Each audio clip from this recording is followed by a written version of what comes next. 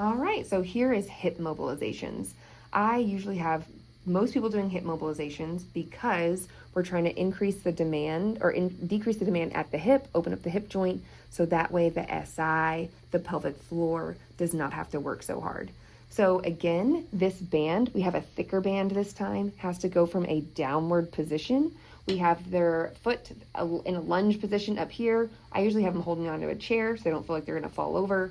And then they can gently, they can bring their knee towards this way, towards like neutral, and then they can go into external rotation. Picture that head of the femur butting up into the back side of the bladder, which is how they normally are. And then if they go internal rotation, bringing their knee toward that way, then they're opening up this back side of the pelvic floor. I am gonna have you move your hand right here.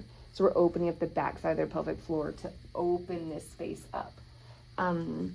I always tell people it feels a little pinchy. You're gonna have to get this all the way in your groin line, like where your underwear line is. I ask gentlemen to make sure to move their own stuff out of the way because it is pinchy.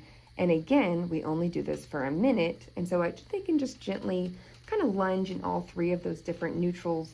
Thinking about this one, going back to neutral, is that whenever they lunge forward, now they're doing that femur drag. So they can really work on that hip hinge. I tell people to pinch a penny in this space, and as they pinch that penny, their femur is dragging into this space to open up piriformis, open up backside of the pelvic floor, so that way it decreases the demand on the front side of the pelvic floor and their SI.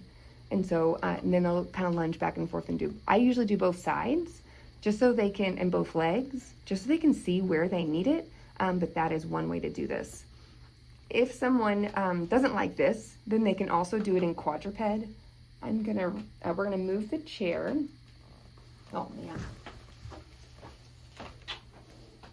We're gonna move the chair and then put Allie in a position on hands and knees, and you're gonna point your high knee that way.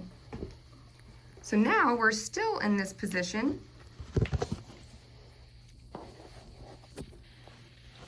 And I usually just have a foam pad for their knees because it's nice to be on their knees. And so now she has the band, she's moving her body up as far as she can.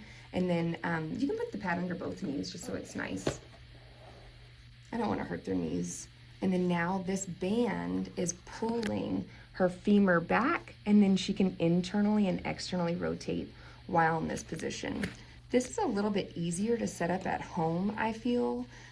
This is how I set up at home because I don't have a chair and I can't figure out the lunging situation.